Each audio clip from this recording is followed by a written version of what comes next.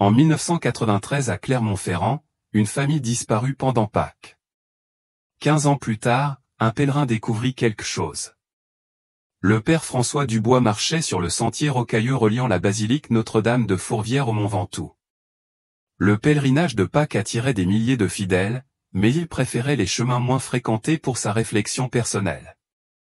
À 45 ans, il servait depuis 2 décennies à la paroisse de Saint-Étienne, et ses moments de solitude lui permettaient de renouveler sa foi.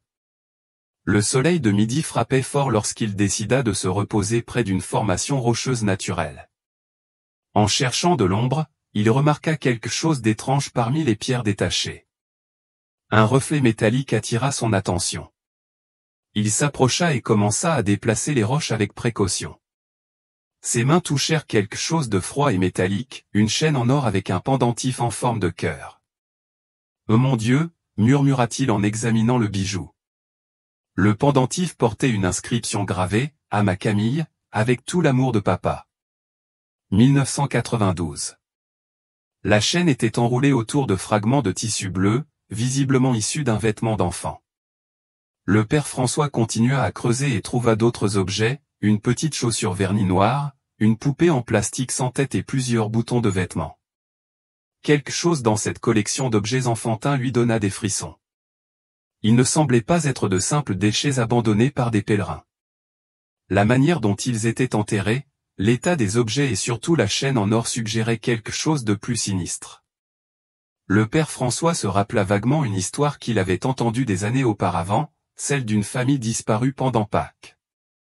C'était en 1993, 15 ans exactement, une famille entière partie en pèlerinage et qui n'était jamais rentrée chez elle. Les détails étaient flous dans sa mémoire, mais l'affaire avait secoué Clermont-Ferrand. Il décida de poursuivre ses recherches méticuleusement. À quelques mètres de la première découverte, il trouva d'autres indices, une montre-bracelet pour homme, arrêtée à 11h47. Le bracelet en cuir était détérioré, mais le boîtier métallique portait une inscription, Antoine, 10 ans de mariage. Sophie, 1991. Le cœur du prêtre s'accéléra. Ces objets n'avaient pas été perdus par hasard. Quelqu'un les avait délibérément enfouis, et les dates coïncidaient parfaitement avec la période de la disparition dont il se souvenait. Il recueillit soigneusement chaque pièce dans son sac à dos et nota mentalement l'emplacement exact. De retour à Saint-Étienne cet après-midi-là, le père François se rendit directement aux archives paroissiales. Il fouilla dans les registres de 1993 jusqu'à trouver ce qu'il cherchait, une demande de messe pour le repos éternel d'Antoine Lefebvre, Sophie Martin, et leur fille Camille et Héloïse Lefebvre. La demande avait été déposée par Laurent Moreau, frère du disparu. Les archives contenaient l'adresse de Laurent, rue de la République 8C47, Centre-Ville. Le père François décida qu'il devait le contacter immédiatement. Ces preuves pourraient tout changer concernant ce qui était arrivé à la famille Lefebvre 15 ans auparavant. Ce soir-là, après la messe vespérale, le père François se rendit à l'adresse indiquée. Laurent Moreau, aujourd'hui âgé de 52 ans, ouvrit la porte, surpris de voir le prêtre. « Mon père, en quoi puis-je vous aider à cette heure ?»« Monsieur Moreau, je crois avoir quelque chose qui va beaucoup vous intéresser. Cela concerne votre frère Antoine et sa famille. » Laurent invita le prêtre à entrer. La maison était modeste mais bien entretenue. Dans le salon, il y avait des photographies familiales, dont plusieurs d'Antoine, Sophie et des filles, prises avant leur disparition. La ressemblance entre les frères était évidente, la même structure faciale robuste, les mêmes yeux noirs expressifs. Le père François posa les objets trouvés sur la table basse. Laurent pâlit en reconnaissant immédiatement la chaîne en or. C'est la chaîne qu'Antoine a offerte à Camille pour son 6e anniversaire. Il l'avait fait faire sur mesure chez un bijoutier de la place du marché Saint-Pierre. Où l'avez-vous trouvé, mon père ? Sur le mont Ventoux, enfoui avec d'autres objets personnels de votre famille. Laurent prit la montre d'Antoine entre ses mains tremblantes. Cette montre, c'est moi qui la lui ai offerte pour leurs 10 ans de mariage. Sophie avait choisi l'inscription. Antoine ne la quittait jamais. Monsieur Moreau, j'ai besoin que vous me racontiez exactement ce qui s'est passé en 1993. Je pense que ces objets sont des preuves importantes. Laurent se servit un verre d'eau avant de commencer son récit.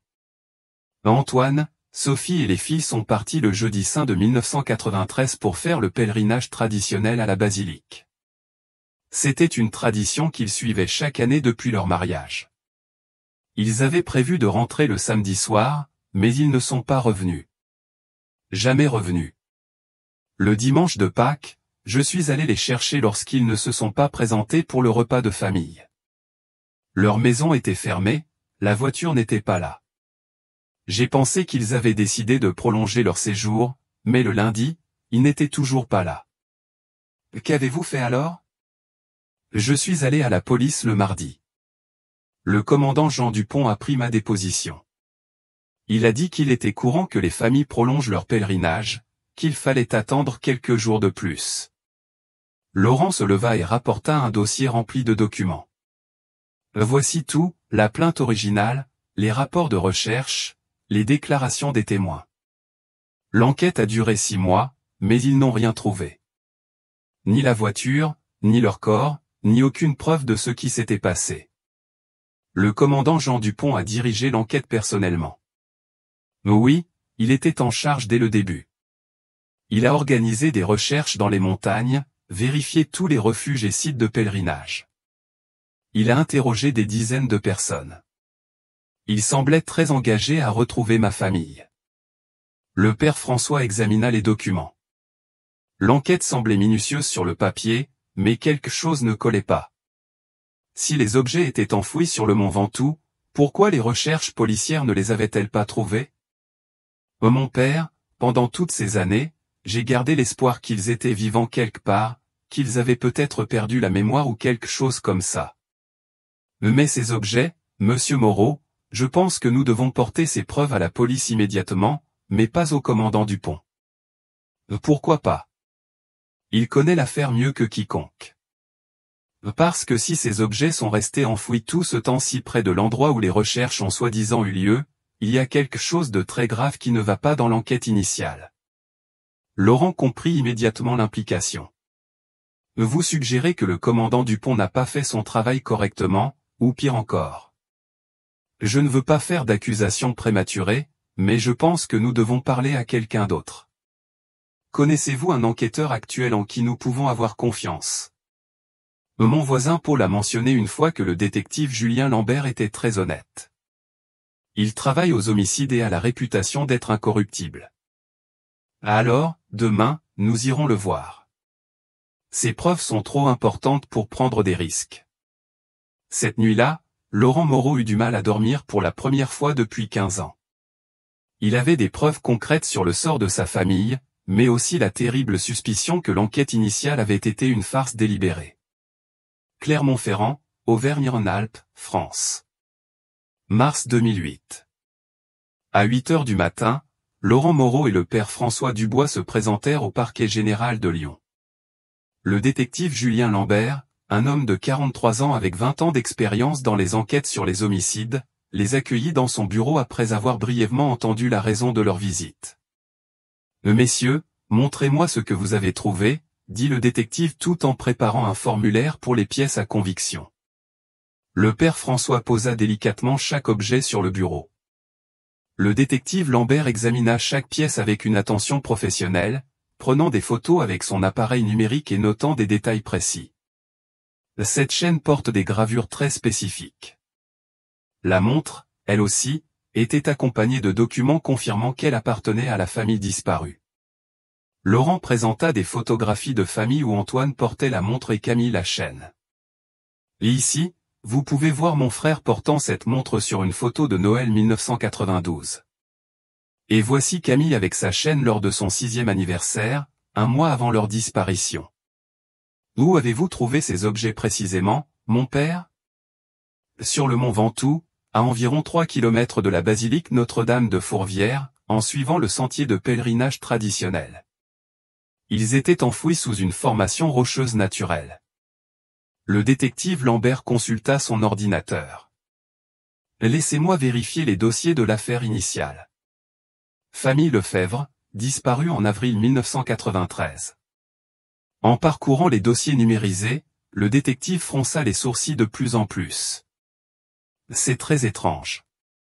Le rapport indique qu'une recherche exhaustive a été menée dans cette zone spécifique du Mont Ventoux le 15 avril 1993, à peine 10 jours après la disparition.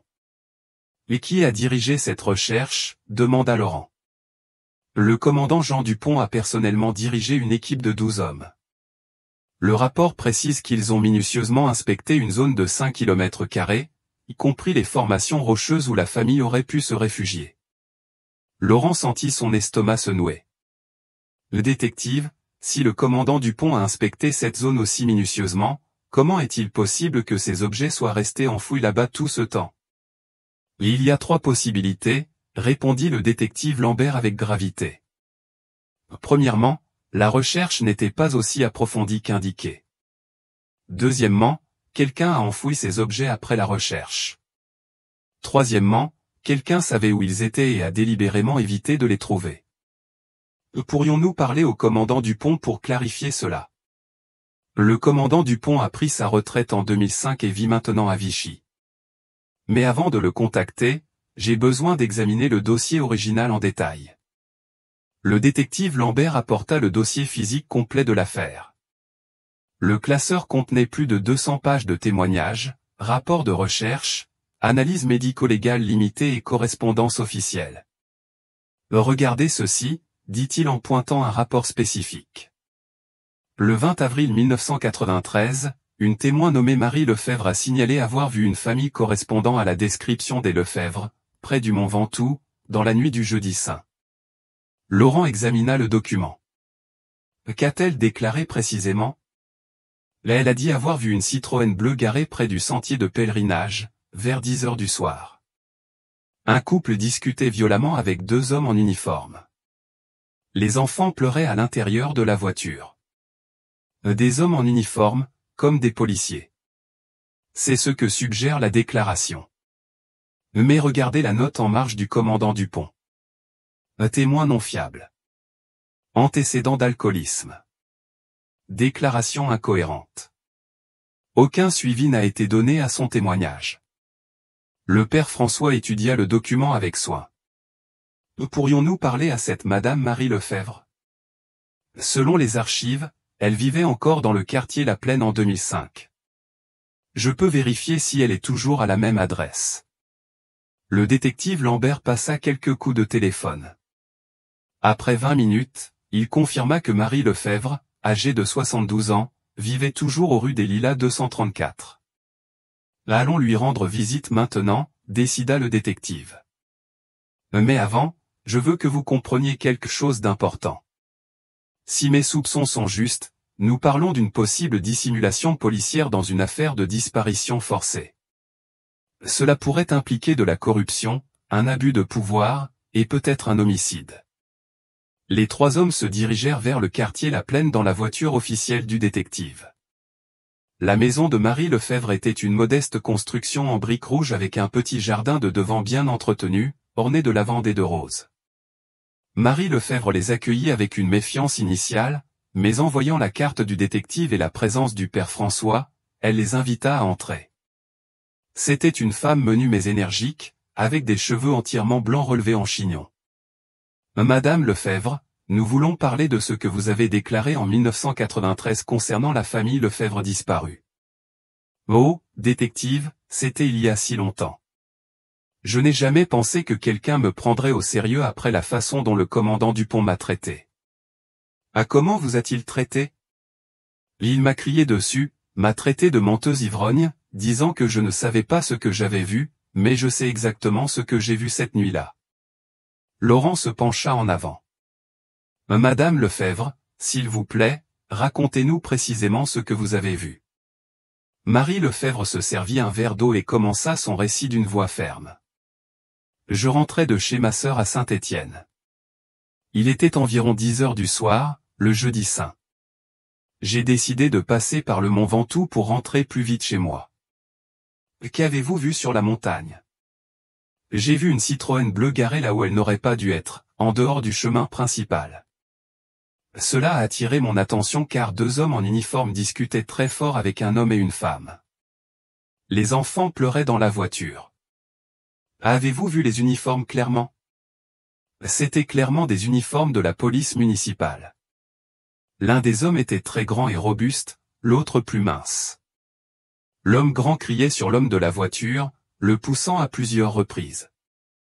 Avez-vous entendu ce qu'il disait? Le policier criait quelque chose à propos d'argent, que l'homme devait de l'argent à des gens importants. La femme suppliait qu'on laisse partir les enfants. Laurent sentit sa respiration se couper. Que s'est-il passé ensuite? J'ai vu qu'ils ont forcé toute la famille à sortir de la voiture. Ils les ont emmenés vers les rochers, là où je ne pouvais plus les voir clairement. J'ai eu très peur et je suis rentré chez moi en courant. Pourquoi n'êtes-vous pas revenu pour les aider? Comment aurais-je pu affronter 2 policiers? J'ai pensé que le lendemain, je pourrais faire une déclaration et que d'autres policiers honnêtes résoudraient le problème. Le détective Lambert prenait des notes détaillées. Madame Lefebvre, reconnaîtriez-vous ces hommes si vous les voyiez à nouveau? L'homme grand, oui, certainement. Il avait une cicatrice très nette sur la joue gauche et une moustache très épaisse. Laurent et le détective échangèrent un regard significatif. La description correspondait parfaitement à l'apparence physique du commandant Jean Dupont. Madame Lefebvre, seriez-vous prête à répéter cette déclaration officiellement? Bien sûr, détective. Pendant 15 ans, j'ai porté la culpabilité de n'avoir rien fait de plus pour aider cette famille. Si je peux maintenant contribuer à rendre justice, je le ferai sans hésiter. Clermont-Ferrand, Auvergne-Rhône-Alpes, France.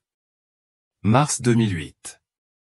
De retour au bureau du détective Lambert, les 3 hommes analysèrent les implications dévastatrices du témoignage de Marie Lefebvre. Le détective commença à constituer un nouveau dossier tout en examinant minutieusement chaque détail de l'enquête initiale. J'ai besoin de confronter ces nouvelles preuves au rapport de 1993, dit le détective en organisant les documents par ordre chronologique. Si le commandant Dupont était effectivement impliqué dans le crime, alors toute son enquête était une mascarade élaborée pour couvrir sa participation. Laurent examina les photographies du dossier original. Le détective, voici quelque chose que je n'avais pas remarqué auparavant. Sur cette photo, la Citroën bleue d'Antoine est garée devant sa maison la veille de la disparition. C'est exactement comme l'a décrit Madame Marie. Antoine avait-il des dettes ou des problèmes financiers connus? Pas du tout. Antoine travaillait comme comptable dans une entreprise de transport. Sophie était institutrice. Il vivait modestement, mais n'avait jamais de problème d'argent. Le père François interrompit la conversation. Messieurs, il y a autre chose à considérer. Si Madame Marie Lefebvre a entendu le policier mentionner qu'Antoine devait de l'argent à des gens importants, cela pourrait indiquer qu'Antoine s'était involontairement impliqué dans un stratagème criminel. Le détective Lambert acquiesça. Il est possible qu'Antoine ait découvert quelque chose de compromettant dans son travail de comptable ou qu'il ait été poussé à participer à une opération illégale. Pourrions-nous vérifier les registres de l'entreprise où Antoine travaillait? Le transport Auvergne Logistique, lut Laurent dans une lettre du dossier. C'était une entreprise de taille moyenne spécialisée dans le transport de marchandises entre Clermont-Ferrand et la frontière. Le détective passa plusieurs appels téléphoniques pour enquêter sur le statut actuel de l'entreprise. Après 1 heure de recherche, il revint avec des informations inquiétantes. Le transport Auvergne Logistique a été fermé en 1995 pour des irrégularités fiscales et des liens avec le trafic illégal. Clermont-Ferrand, Auvergne-Rhône-Alpes, France. Mars 2008.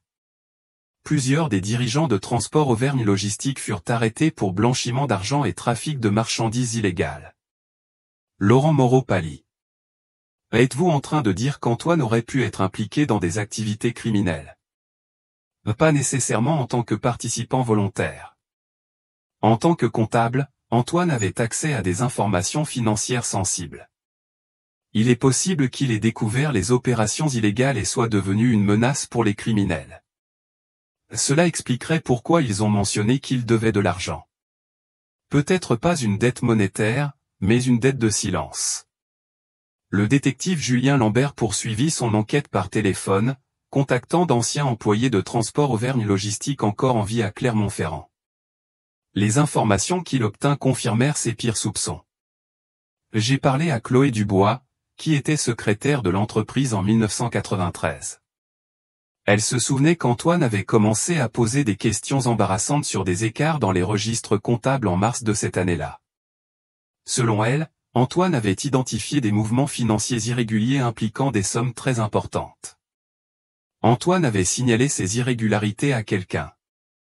Chloé a dit qu'Antoine lui avait confié qu'il prévoyait de signaler ses découvertes aux autorités après Pâques. Il voulait avoir des preuves solides avant de porter des accusations formelles. Laurent sentit un frisson de compréhension. Antoine avait disparu pendant Pâques, précisément au moment où il prévoyait de signaler les irrégularités. Ce ne peut pas être une coïncidence, confirma le détective. Mais quelqu'un savait qu'Antoine avait découvert les opérations illégales et l'a éliminé avant qu'il ne puisse parler. Le père François Dubois réfléchit à voix haute, mais cela nécessitait des informations internes sur les plans d'Antoine. Quelqu'un de l'entreprise ou très proche de lui a dû alerter les criminels. Ou quelqu'un au sein de la police avait des liens avec l'entreprise criminelle, ajouta le détective Lambert.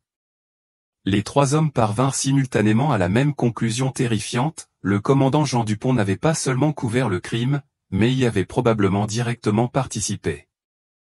Le détective, nous avons besoin de plus de preuves avant de porter des accusations contre un ancien commandant de police, dit Laurent avec prudence.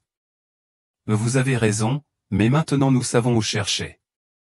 Le détective ouvrit son ordinateur et commença à enquêter sur les registres financiers du commandant Dupont.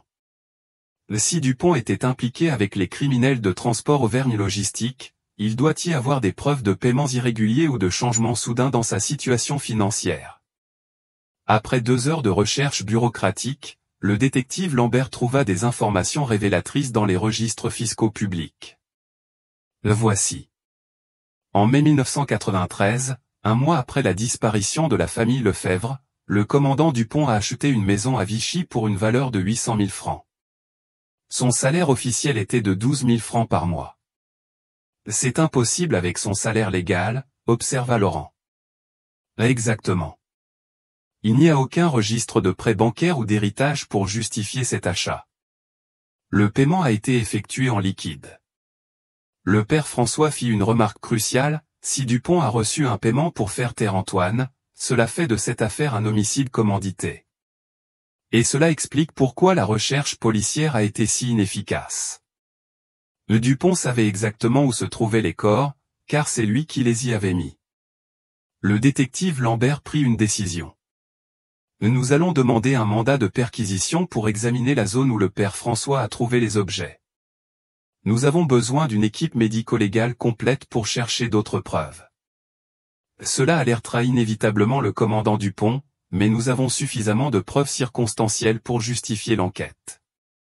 De plus, Dupont est à la retraite depuis 3 ans. Il est possible qu'il ait baissé sa garde.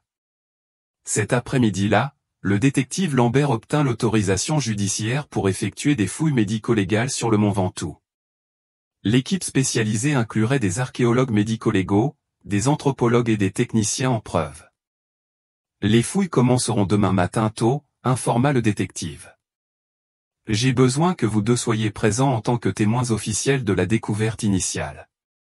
Laurent passa cette nuit sans dormir, confronté à l'horrible réalité que sa famille avait été assassinée à cause de la corruption policière. Sophie et les filles étaient mortes parce qu'Antoine avait tenté de faire ce qui était juste en signalant un crime. Le père François pria pendant des heures pour les âmes de la famille Lefebvre et pour la force de Laurent face à ce qui serait découvert le lendemain. Il demanda également une protection divine, car il savait qu'il défiait des forces puissantes qui avaient déjà tué pour protéger leurs secrets. Le détective Lambert prépara méticuleusement l'opération médico-légale, mais prit également des précautions de sécurité supplémentaires, informant discrètement ses supérieurs de l'enquête et demandant une protection pour les principaux témoins. Son expérience lui avait appris que les affaires de corruption policière pouvaient devenir extrêmement dangereuses très rapidement.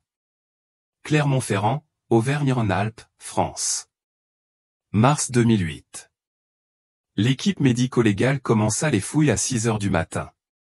Le détective Lambert avait coordonné une opération discrète avec des spécialistes de l'Université de Lyon et des techniciens du parquet général de Lyon. Le père François guida l'équipe vers l'emplacement exact où il avait trouvé les objets personnels. Les archéologues médico-légaux établirent une grille méthodique et commencèrent à creuser couche par couche. Après 40 minutes de travail, l'anthropologue médico-légal Claire Simon fit la première découverte significative.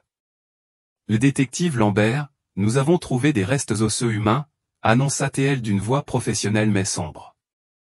Laurent vacilla en entendant les mots qu'il avait redoutés pendant 15 ans. Le père François le soutint par le bras tandis que les techniciens poursuivaient leur travail méticuleux. Ce sont les restes de 4 individus, continua le docteur Simon après 2 heures supplémentaires de fouilles, 2 adultes et 2 mineurs. Leur disposition suggère qu'ils ont été enterrés simultanément et délibérément cachés. Pouvez-vous déterminer la cause de la mort? De manière préliminaire, j'observe des fractures crâniennes sur tous les individus, suggérant un traumatisme contondant. Nous aurons besoin d'analyses en laboratoire pour confirmer, mais il semble qu'ils aient été frappés avec un objet lourd. Laurent ferma les yeux, imaginant la terreur qu'avaient dû ressentir Sophie et les filles dans leurs derniers instants. Le père François murmura des prières silencieuses tout en assistant à la récupération des restes.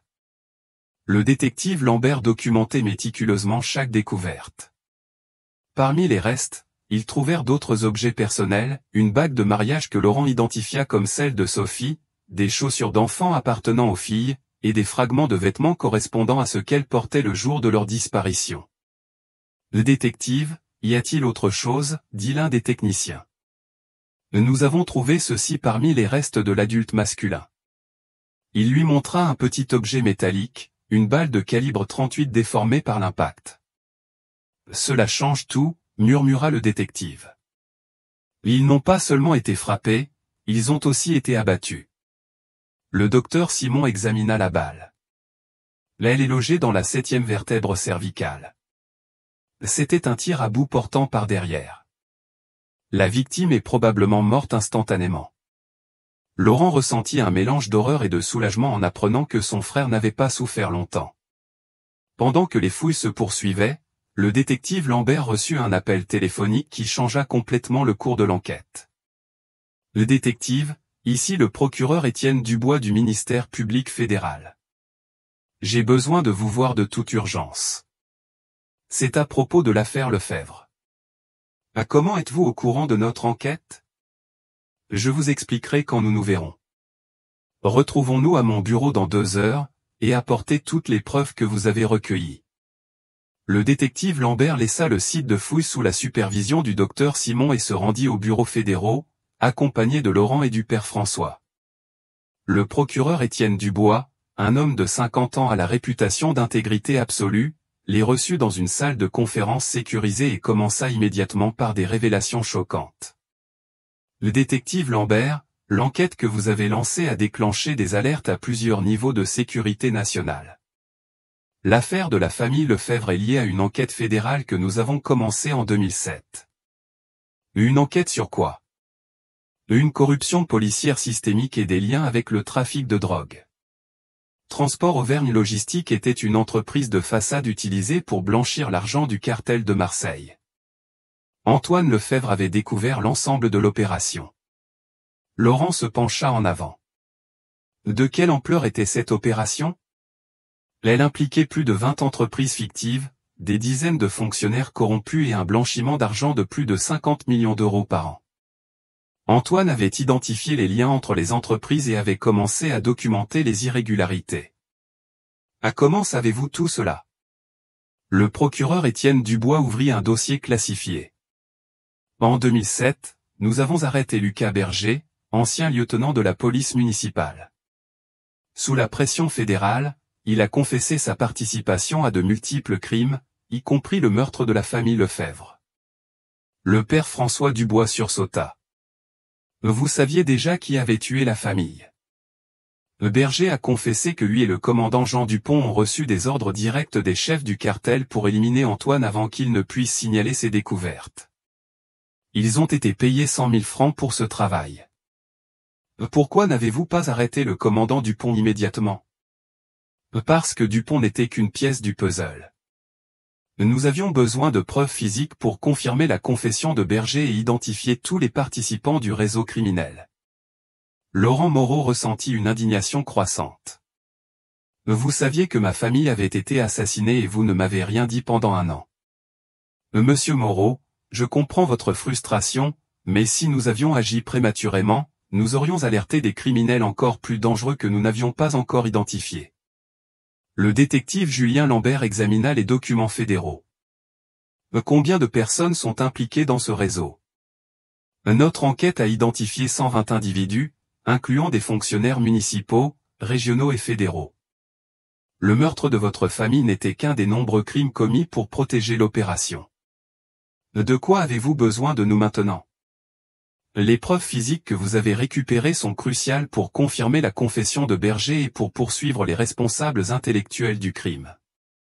Le procureur Étienne montra des photographies de surveillance prises en 1993. Ce sont des images du commandant Dupont rencontrant des représentants du cartel 3 jours après le meurtre de la famille Lefebvre. Il récupérait son paiement pour le travail. Laurent reconnut immédiatement la silhouette corpulente et la cicatrice faciale distinctive du commandant. C'est lui, sans aucun doute. Nous avons également des enregistrements de conversations téléphoniques entre Dupont et ses supérieurs dans le cartel, discutant de l'élimination d'Antoine et de la nécessité de faire disparaître complètement toute la famille. Pourquoi ont-ils dû tuer aussi Sophie et les filles? Parce qu'elles étaient présentes lorsqu'Antoine a été arrêté. Les criminels ne pouvaient pas risquer qu'il y ait des témoins de l'identité des assassins. Le père François posa une question qui le tourmentait. Ont-ils beaucoup souffert? Le procureur Étienne consulta le rapport de Berger. Selon la confession, ils ont tous été abattus rapidement. Berger a affirmé qu'aucun membre de la famille n'a été torturé. C'est au moins un petit réconfort, murmura Laurent. Messieurs, nous avons maintenant besoin de votre aide pour compléter la phase finale de cette enquête. Demain, nous arrêterons simultanément tous les membres identifiés du réseau criminel, y compris le commandant Dupont. Que devons-nous faire?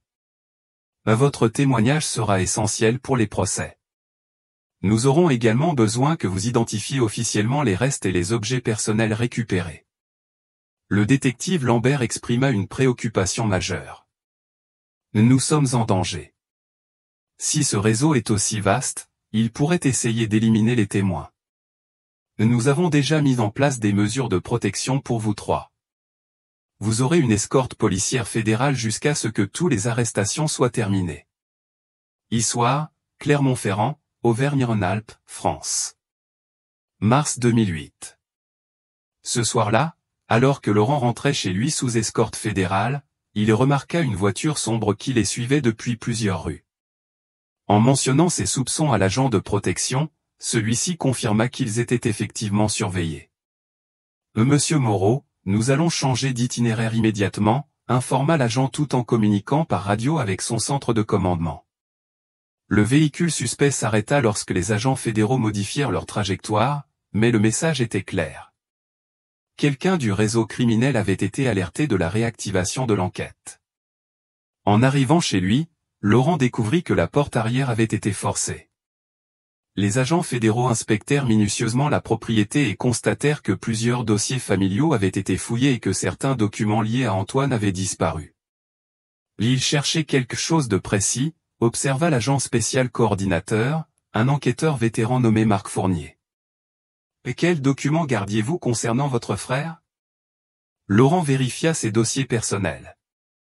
J'avais des copies des reçus de travail d'Antoine, quelques lettres qu'il m'avait envoyées et des photographies familiales.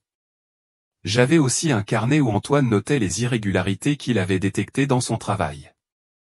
Un carnet avec des irrégularités? Pourquoi ne l'avez-vous pas mentionné plus tôt?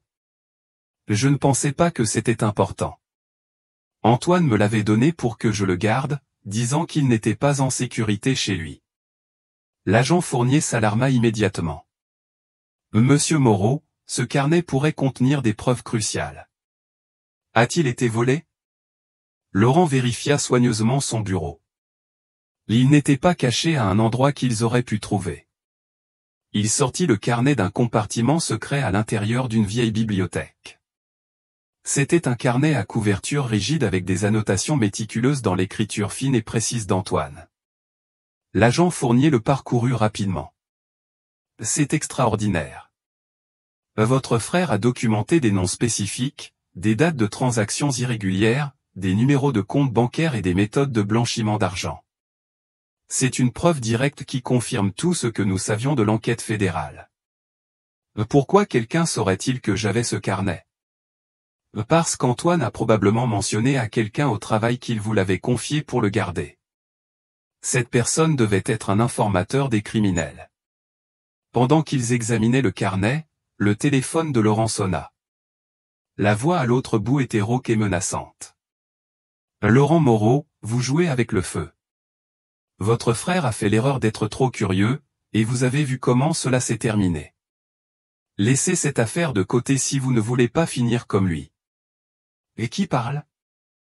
Un ami qui vous donne une dernière chance. Retirez votre plainte. Cessez de collaborer avec la police fédérale et oubliez cette affaire. Sinon, vous connaîtrez le même sort qu'Antoine, Sophie et les filles. Laurent fit signe à l'agent Fournier, qui activa immédiatement un traceur d'appel. L'appel dura assez longtemps pour obtenir une localisation approximative. Il provient d'un téléphone portable dans la zone de Vichy, informa l'agent après avoir coupé la communication. C'est exactement là où vit le commandant Dupont ou quelqu'un de très proche de lui. Cette menace confirme que nous sommes sur la bonne voie, mais cela signifie aussi que le danger pour vous a considérablement augmenté. L'agent Fournier prit la décision de transférer Laurent dans une maison sécurisée tout en rassemblant quelques affaires essentielles. Laurent réfléchit à l'ironie qu'après 15 ans de la perte de sa famille à cause de la corruption policière, sa propre vie était maintenant en danger pour avoir cherché la justice. Dans la maison sécurisée, située dans un quartier résidentiel anonyme à Issoire, Laurent retrouva le père François et le détective Lambert. Les trois hommes étaient sous protection fédérale pendant que l'opération d'arrestation massive se préparait. Mon père, vous aussi avez été menacé. Ce matin, j'ai trouvé une note sur la porte de la paroisse. Elle disait que les prêtres qui se mêlent d'affaires qui ne les concernent pas risquent de graves accidents. Le détective Lambert avait reçu des menaces plus directes. On m'a appelé à mon bureau et averti que les policiers qui trahissent leurs collègues peuvent être victimes de crimes violents. L'agent Fournier expliqua la gravité de la situation. Ce réseau criminel opère depuis des décennies, éliminant quiconque représente une menace. Ils ont assassiné des journalistes, des juges, des fonctionnaires et des témoins. Ils n'hésiteront pas à vous attaquer. Quand auront lieu les arrestations? Demain à l'aube. Des opérations simultanées dans 12 villes différentes. Nous arrêterons 120 personnes en coordination avec les forces fédérales, régionales et locales. Cette nuit-là, alors qu'il essayait de dormir dans la maison sécurisée, Laurent pensa à Antoine et sa famille. Son frère avait été un homme intègre qui avait payé de sa vie pour avoir tenté de faire ce qui était juste. Sophie avait été une mère aimante et une enseignante dévouée. Camille et Héloïse étaient des fillettes innocentes avec toute la vie devant elles. Les criminels leur avaient volé non seulement leur vie, mais aussi 15 ans de justice. Ils avaient permis aux assassins de vivre librement, accumulant richesse et pouvoir, tandis que les familles des victimes souffraient sans réponse. Le lendemain, Laurent serait témoin de la plus grande opération contre la corruption policière de l'histoire d'Auvergne-Rhône-Alpes. Enfin, après une décennie et demie, Antoine et sa famille obtiendraient la justice qu'ils méritaient.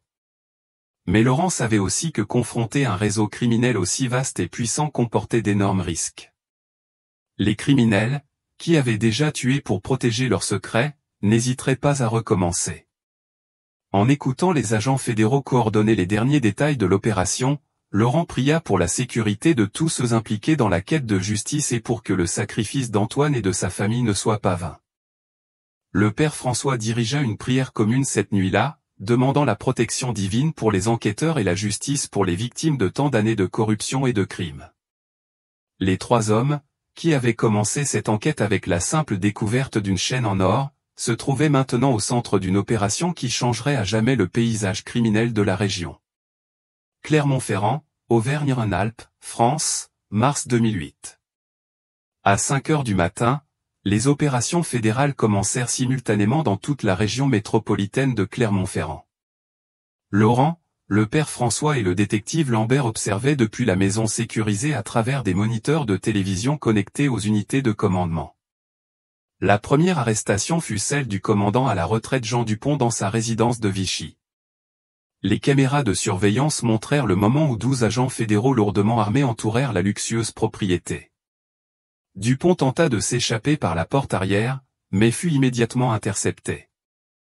À 62 ans, l'ancien commandant avait considérablement grossi, mais son visage portait toujours la cicatrice distinctive que Marie Lefebvre avait décrite 15 ans auparavant. Jean Dupont fut arrêté pour homicide multiple, association de malfaiteurs, blanchiment d'argent et corruption, annonça l'agent fédéral en charge tout en lui passant les menottes. Laurent Moreau ressentit une profonde satisfaction en voyant enfin capturer l'homme qui avait assassiné sa famille et avait ensuite feint de les chercher pendant des mois.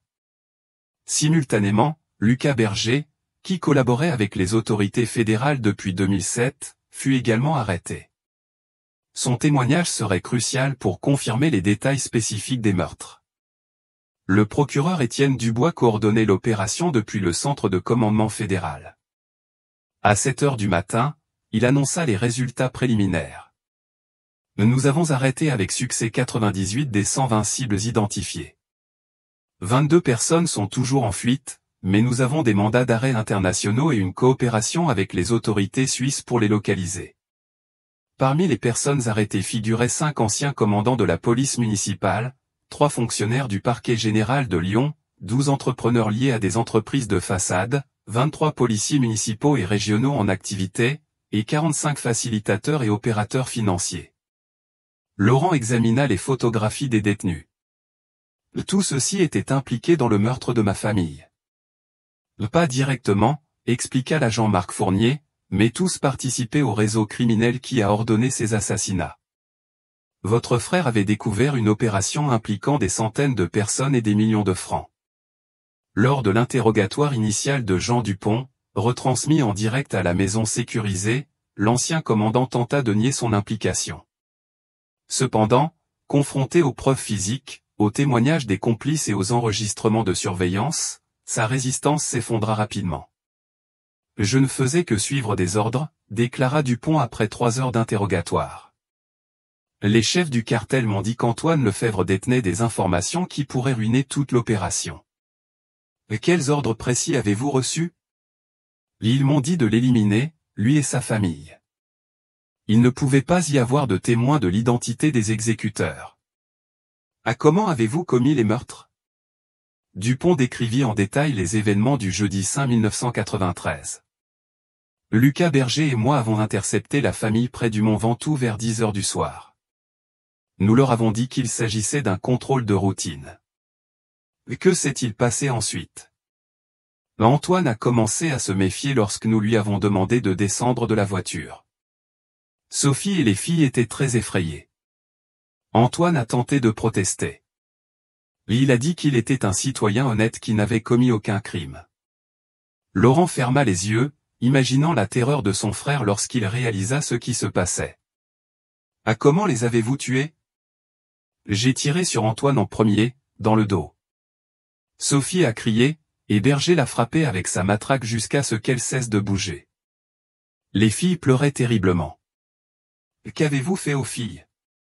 Dupont garda le silence pendant plusieurs minutes. Enfin, d'une voix à peine audible, il confessa l'horreur ultime.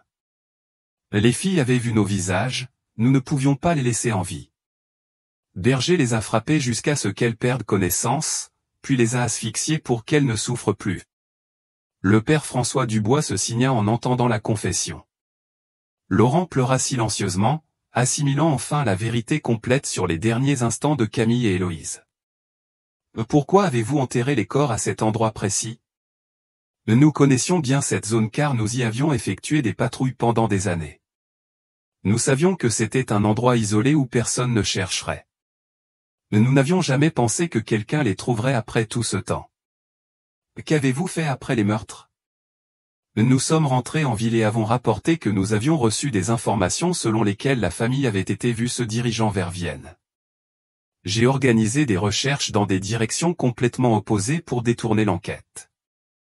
Combien d'argent avez-vous reçu pour les meurtres? 100 000 francs chacun, plus des paiements mensuels de 5 000 francs pendant 2 ans pour garder le silence et m'assurer que l'enquête ne trouverait jamais de preuves réelles. L'interrogatoire révéla également des noms supplémentaires de fonctionnaires corrompus qui n'avaient pas été identifiés dans l'enquête initiale. Le réseau de complicité était encore plus vaste que ce que les autorités avaient imaginé.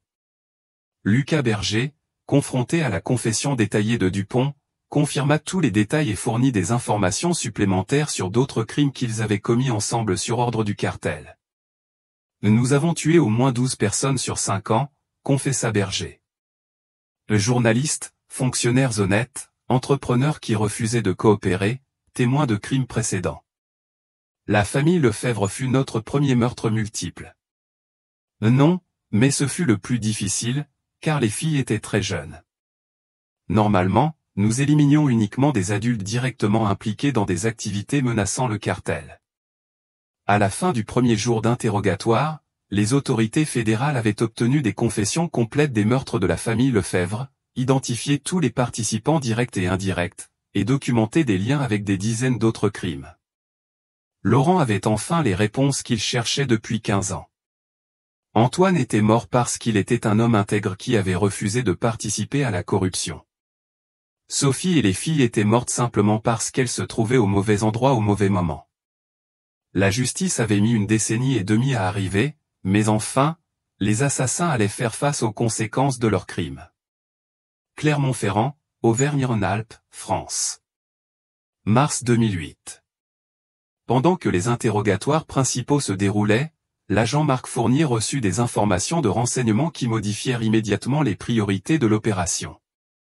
Monsieur Moreau, nous avons intercepté des communications indiquant que certains membres de haut rang du cartel, ayant échappé aux arrestations initiales, planifient d'éliminer tous les témoins principaux avant de fuir le pays.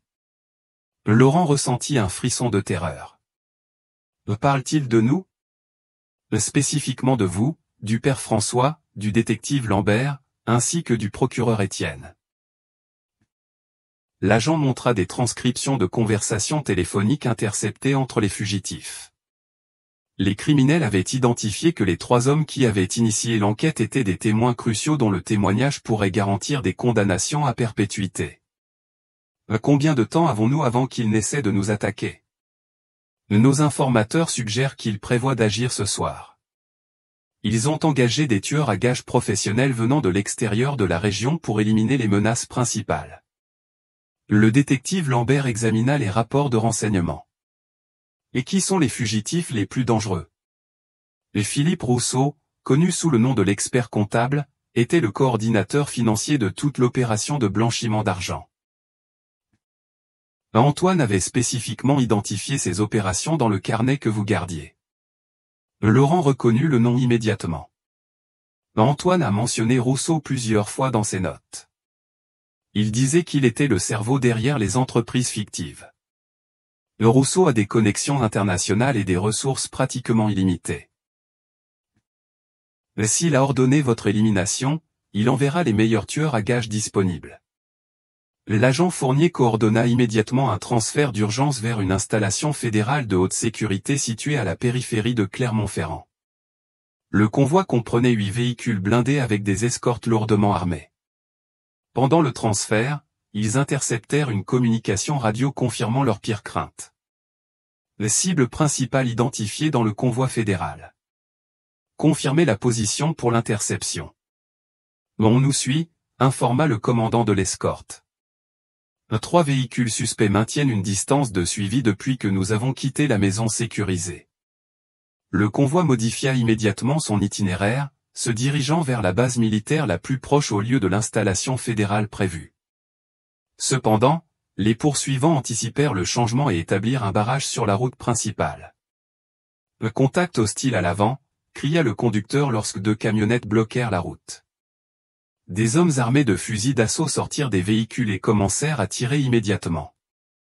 Le convoi fédéral riposta avec des tirs défensifs tout en tentant de briser le barrage.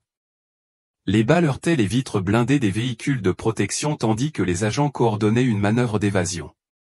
Laurent, le père François et le détective Lambert restaient baissés sur la banquette arrière du véhicule principal, écoutant les échanges de tirs autour d'eux. Le deuxième barrage à droite, rapporta un autre conducteur. Les sicaires avaient planifié une embuscade coordonnée avec plusieurs points d'interception. Le commandant de l'escorte prit la décision d'abandonner les véhicules et de chercher refuge dans un complexe industriel abandonné situé à 200 mètres de la route. Sortez du véhicule et courez vers le bâtiment gris, ordonna-t-il tout en fournissant un tir de couverture. Les 3 témoins coururent à travers le terrain découvert tandis que les agents fédéraux échangeaient des tirs avec les sicaires. Les balles sifflaient près de leur tête alors qu'ils cherchaient désespérément une protection. Une fois à l'intérieur du bâtiment abandonné, le commandant de l'escorte établit un périmètre défensif et demanda des renforts d'urgence. Base fédérale, nous avons besoin d'un soutien immédiat à notre position. Nous sommes sous attaque de forces supérieures avec des armes lourdes. Les sicaires encerclèrent le bâtiment et commencèrent un siège systématique pendant 3 heures, échangeant des tirs avec les agents fédéraux en attendant les renforts. Laurent Moreau profita d'un moment de calme relatif pour demander au commandant quelle était leur chance de survie. « Combien de temps pouvez-vous nous maintenir ici ? Nous avons assez de munitions pour plusieurs heures encore, et les renforts devraient arriver bientôt. Mais ces sicaires sont des professionnels. Ils ne se retireront pas avant d'avoir accompli leur mission ou d'être forcés par des forces supérieures. » Le père François Dubois récita des prières silencieuses en entendant les tirs constants. Le détective Julien Lambert vérifiait son arme de service, se préparant à défendre les témoins si les sicaires parvenaient à pénétrer le périmètre. Enfin, à 6 heures du soir, les renforts arrivèrent, 2 hélicoptères militaires avec des soldats d'élite et 3 convois supplémentaires d'agents fédéraux. Les sicaires, dépassés en nombre par des forces supérieures, tentèrent de se retirer. Cependant, les forces fédérales avaient établi un encerclement complet autour de la zone. Lors de l'affrontement final, ils capturèrent 5 sicaires et tuèrent 3 qui résistèrent violemment. Parmi les capturés, ils trouvèrent des documents confirmant que Philippe Rousseau avait payé 2 millions de francs pour l'élimination des témoins principaux. « Où est Rousseau maintenant ?» demanda Laurent après que la situation fut sous contrôle.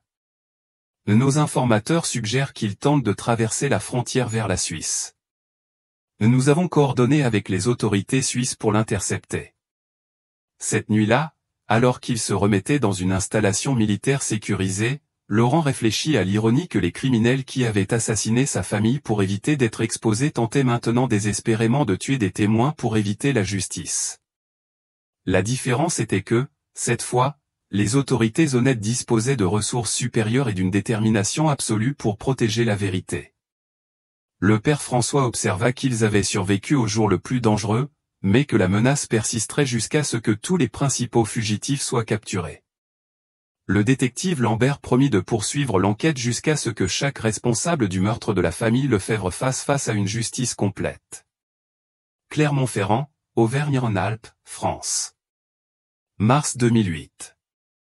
À l'aube du lendemain, les autorités suisses confirmèrent la capture de Philippe Rousseau dans un aéroport privé de Genève. Le fugitif avait tenté de monter à bord d'un jet privé à destination de la Colombie, mais des agents d'Interpol l'arrêtèrent avant le décollage.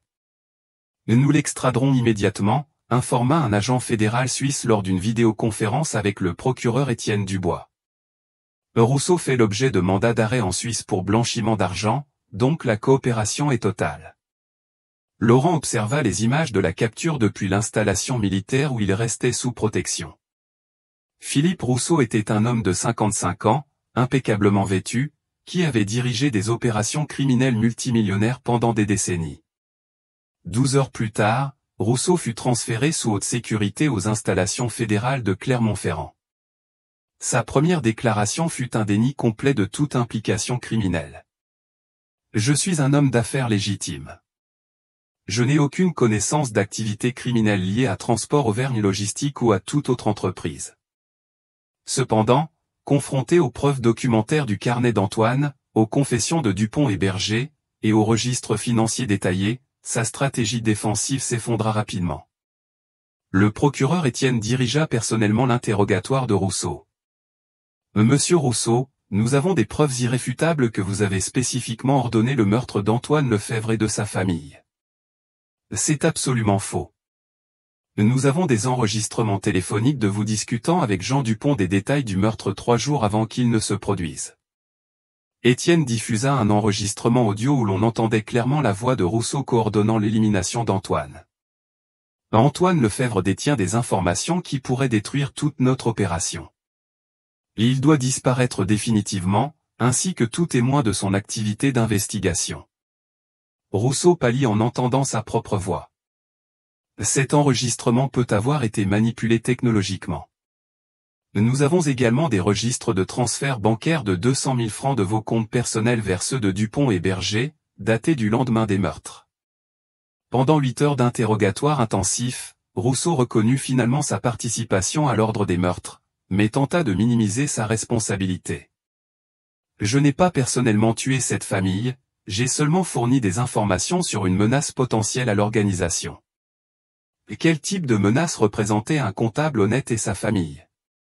Antoine avait identifié des connexions entre les entreprises qui auraient pu exposer tout notre réseau financier. Ces découvertes auraient entraîné des arrestations massives et la saisie d'actifs de centaines de millions de francs. Donc, vous avez ordonné des meurtres multiples pour protéger de l'argent. J'ai ordonné l'élimination d'une menace opérationnelle. La décision d'inclure la famille a été prise par les exécuteurs sur le terrain.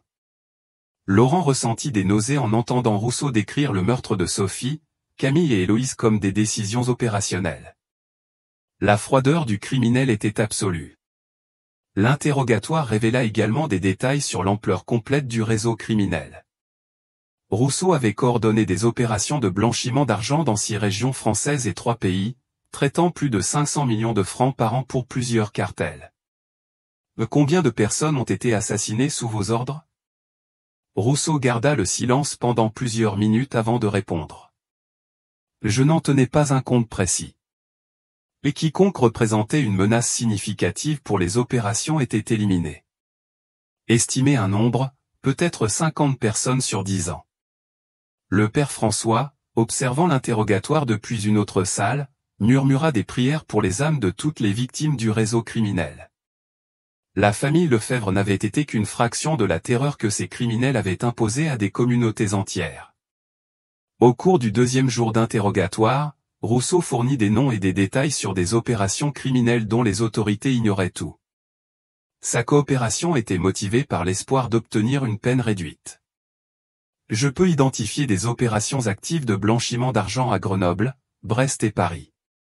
J'ai aussi des informations sur la corruption dans les douanes frontalières. Pourquoi êtes-vous prêt à fournir ces informations maintenant? Parce que je comprends que ma carrière criminelle est terminée. Si je dois passer le reste de ma vie en prison, je veux au moins que d'autres responsables soient également traduits en justice. Le détective Lambert participa à certaines sessions d'interrogatoire, se concentrant spécifiquement sur les détails du meurtre de la famille Lefèvre. Antoine Lefèvre était-il la seule menace à Transport Auvergne Logistique?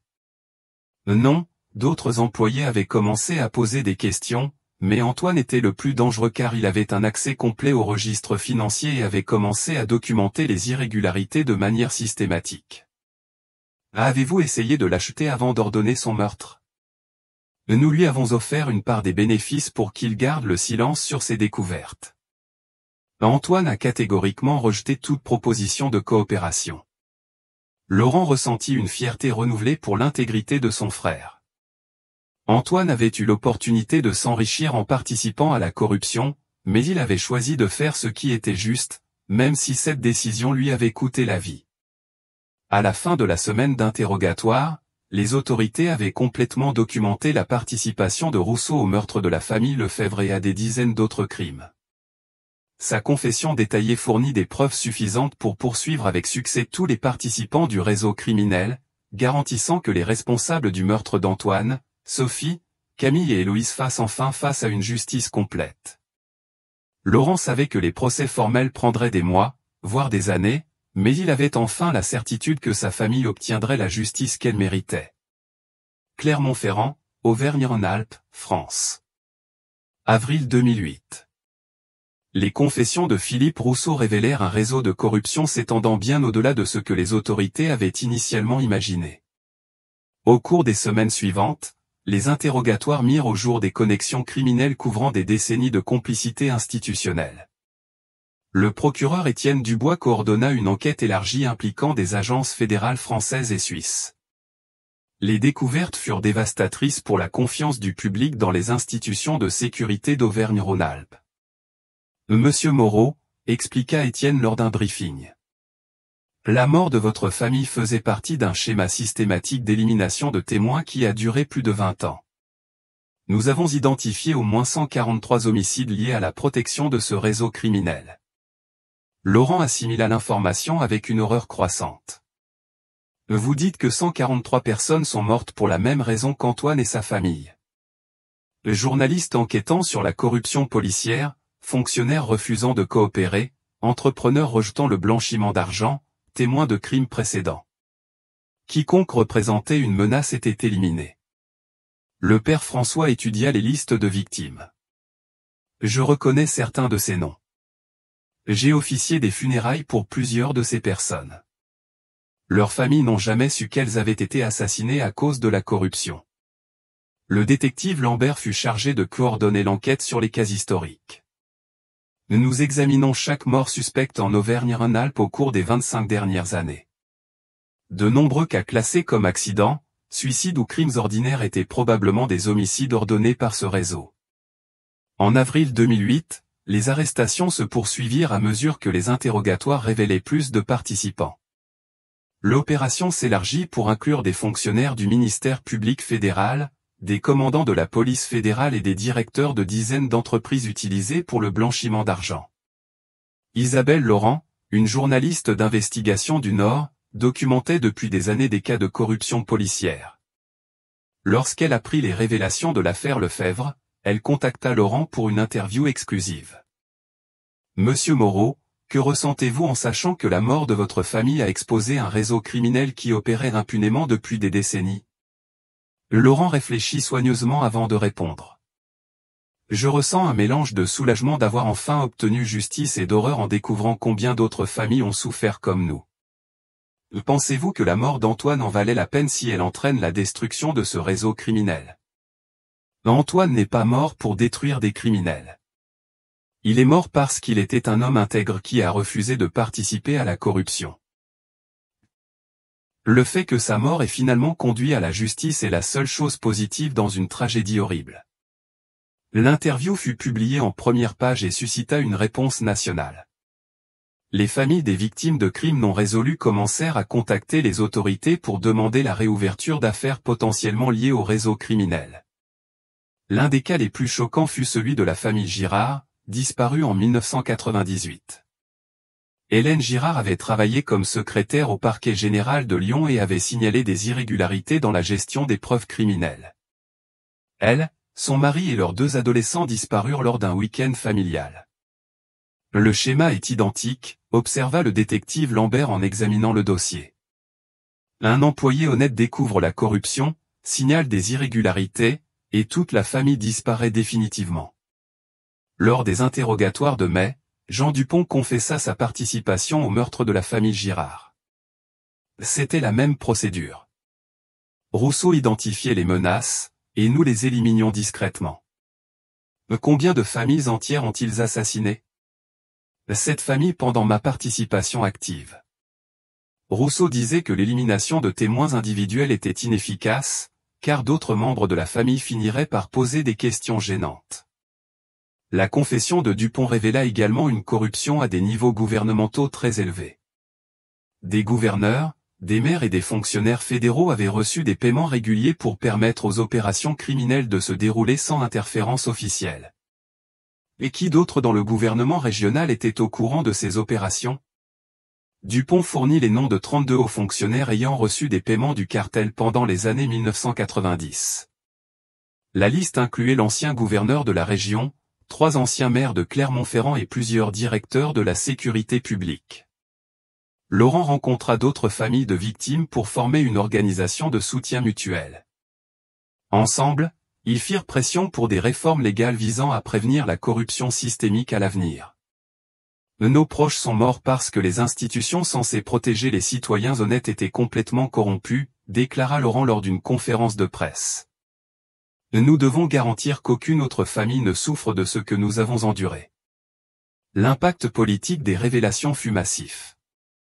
Le gouverneur actuel démissionna sous la pression. 3 commandants de police furent immédiatement démis de leurs fonctions, et la législature régionale approuva des réformes de transparence et de supervision sans précédent. À la mi-2008, plus de 300 fonctionnaires avaient été arrêtés ou démis de leurs fonctions pour leur lien avec le réseau criminel. L'enquête était devenue la plus grande opération anticorruption de l'histoire française moderne. Cependant, Laurent comprenait que réformer des décennies de corruption institutionnelle nécessiterait des années de travail constant. La mort d'Antoine, Sophie, Camille et Héloïse avaient exposé le problème, mais le résoudre exigerait l'engagement continu de citoyens honnêtes. Le père François organisa des messes spéciales pour toutes les victimes du réseau criminel. Ces âmes ne sont pas mortes en vain si leur sacrifice conduit à des institutions plus justes pour les générations futures. Clermont-Ferrand, Auvergne-Rhône-Alpes, France. Mars 2009. Un an après la découverte des restes de la famille Lefebvre, la salle principale du tribunal supérieur de justice de Lyon était remplie à capacité maximale pour entendre la sentence finale dans l'affaire de corruption et d'homicide multiple la plus significative de l'histoire de la région. Laurent Moreau, désormais âgé de 53 ans, occupait le premier rang aux côtés du père François Dubois et du détective Julien Lambert. Les 3 hommes qui avaient initié l'enquête avec la découverte fortuite d'une chaîne en or étaient présents pour assister à l'aboutissement de leur quête de justice. Le juge fédéral Pierre Beaumont, sans lien familial avec les victimes, présidait un tribunal de 3 magistrats chargés de prononcer la sentence contre les principaux responsables du meurtre d'Antoine, Sophie, Camille et Héloïse Lefebvre. Dans l'affaire des homicides multiples aggravés contre Jean Dupont, annonça le juge principal d'une voix solennelle. Ce tribunal le déclare coupable de 4 chefs d'accusation d'homicide au premier degré, d'association de malfaiteurs, de blanchiment d'argent et de corruption de fonctionnaires publics. Jean Dupont, âgé de 63 ans et considérablement vieilli par un an de détention provisoire, reçut la sentence sans montrer d'émotion visible. Son avocat avait plaidé la coopération avec les autorités et un remords sincère, mais les preuves de décennies de crimes étaient accablantes. La sentence est la réclusion à perpétuité sans possibilité de libération conditionnelle. Laurent ressentit une profonde satisfaction, mais ne célébra pas. La justice ne ramènerait pas sa famille, mais elle garantissait au moins que Dupont ne pourrait plus jamais nuire à d'autres familles. Lucas Berger, l'ancien lieutenant qui avait participé directement au meurtre, reçut une peine de 30 ans de prison pour sa coopération précoce avec les autorités fédérales. Son témoignage avait été crucial pour identifier d'autres participants du réseau criminel. Philippe Rousseau, identifié comme l'auteur intellectuel des meurtres, reçut la peine la plus sévère, réclusion à perpétuité sans possibilité de libération conditionnelle, plus 150 ans supplémentaires pour ses autres crimes documentés. Monsieur Rousseau, déclara le juge directement au prévenu. Vos actions représentent l'un des cas les plus graves de corruption systémique et de violence criminelle que ce tribunal ait eu à juger. L'élimination calculée de familles entières pour protéger des opérations criminelles constitue une attaque fondamentale contre l'état de droit et la société civilisée. Rousseau écouta sa sentence avec la même froideur qu'il avait montrée tout au long des procédures judiciaires. Sa défense avait soutenu qu'il était simplement un homme d'affaires victime d'associés criminels, mais les preuves documentaires et testimoniales avaient complètement détruit cette narrative. Au total, 148 personnes furent poursuivies en lien avec le réseau criminel. Les peines variaient de 5 ans pour complicité mineure à la réclusion à perpétuité pour les principaux participants. 85 fonctionnaires perdirent définitivement leur poste et avantages, et 27 furent interdits à vie d'occuper des fonctions publiques. Après les sentences principales, le tribunal organisa une cérémonie spéciale pour honorer la mémoire des victimes. Laurent avait demandé que toutes les victimes du réseau criminel soient officiellement reconnues, pas seulement sa famille. Antoine Lefebvre était un comptable intègre dont le dévouement à l'honnêteté professionnelle lui a coûté la vie, déclara Laurent devant une salle comble. Sophie Martin était une enseignante dévouée qui formait les nouvelles générations avec des valeurs solides. Camille et Héloïse Lefebvre étaient des fillettes innocentes avec toute la vie devant elles. Le père François offrit une prière pour les 143 victimes identifiées du réseau criminel. Ces âmes ne sont pas mortes en vain. Leur sacrifice involontaire a conduit à des réformes qui protégeront les futures générations de Français honnêtes. Le détective Lambert fut officiellement reconnu pour son enquête exemplaire et son dévouement à obtenir justice pour les victimes. Cette affaire montre que lorsque les institutions honnêtes fonctionnent correctement, la vérité finit par prévaloir sur la corruption la plus puissante. Le gouvernement régional établit un fonds de compensation pour les familles de toutes les victimes du réseau criminel. Laurent fit don de sa compensation personnelle pour créer une fondation éducative en mémoire d'Antoine, Sophie, Camille et Héloïse. La meilleure façon d'honorer ma famille est de s'assurer que les futures générations aient une éducation de qualité et des valeurs éthiques solides, expliqua Laurent lors de la cérémonie de création de la Fondation Lefebvre-Martin. La Fondation fournirait des bourses éducatives pour les enfants de familles modestes de Clermont-Ferrand, avec un accent particulier sur les étudiants intéressés par la comptabilité et l'éducation, les professions qu'Antoine et Sophie avaient exercées avec honneur. 6 mois après les sentences, le Mont Ventoux fut officiellement désigné comme mémorial des victimes de la corruption. Une plaque commémorative liste les noms de toutes les victimes connues du réseau criminel, avec en tête Antoine Lefebvre, Sophie Martin, Camille Lefebvre et Héloïse Lefebvre. Laurent visitait le mémorial chaque dimanche après la messe, apportant des fleurs fraîches et maintenant la zone propre. D'autres familles de victimes visitaient également régulièrement, créant une communauté de soutien mutuel renforcée par le processus judiciaire. Le père François organisa des messes annuelles en commémoration de toutes les victimes, et le mémorial devint un lieu de pèlerinage pour ceux qui cherchaient à renouveler leur foi en la justice et l'intégrité. En mars 2010, 2 ans après le début de l'enquête, Laurent reçut un appel du procureur Étienne Dubois avec des nouvelles finales sur l'affaire. Monsieur Moreau, j'ai le plaisir de vous informer que nous avons récupéré et restitué aux familles des victimes plus de 200 millions de francs saisis des opérations criminelles. Votre famille recevra une compensation supplémentaire significative. Laurent remercia pour la nouvelle, mais souligna qu'aucune somme d'argent ne compenserait la perte d'Antoine, Sophie et des filles. La véritable compensation est de savoir que d'autres enfants français grandiront dans un pays plus juste grâce aux réformes issues de cette affaire. Le détective Lambert fut promu directeur de la nouvelle division d'intégrité institutionnelle, créée spécifiquement pour enquêter sur la corruption gouvernementale. Cette affaire a complètement changé ma carrière. Maintenant, mon travail est de m'assurer que des réseaux criminels ne puissent plus jamais pénétrer aussi profondément dans nos institutions. Le père François continua de servir à Saint-Étienne, mais devint un fervent défenseur des réformes de transparence gouvernementale. En tant que prêtre, ma vocation est de servir la vérité. Cette affaire m'a appris que servir la vérité exige parfois du courage pour affronter le mal là où on l'attend le moins. Lors du 5e anniversaire de la découverte, Laurent réfléchit à la manière dont une simple promenade de pèlerinage avait conduit à l'enquête criminelle la plus significative de l'histoire d'Auvergne-Rhône-Alpes. Antoine est mort pour avoir été honnête dans un monde corrompu, dit Laurent lors d'une interview commémorative, mais sa mort a finalement exposé cette corruption et l'a détruite. D'une certaine manière, Antoine a accompli dans la mort ce qu'il avait tenté de faire de son vivant, protéger l'intégrité institutionnelle de la France. La famille Lefebvre reposait enfin en paix, sachant que leur sacrifice avait conduit à la justice pour des centaines de victimes et à des réformes qui protégeraient les futures générations de Français honnêtes.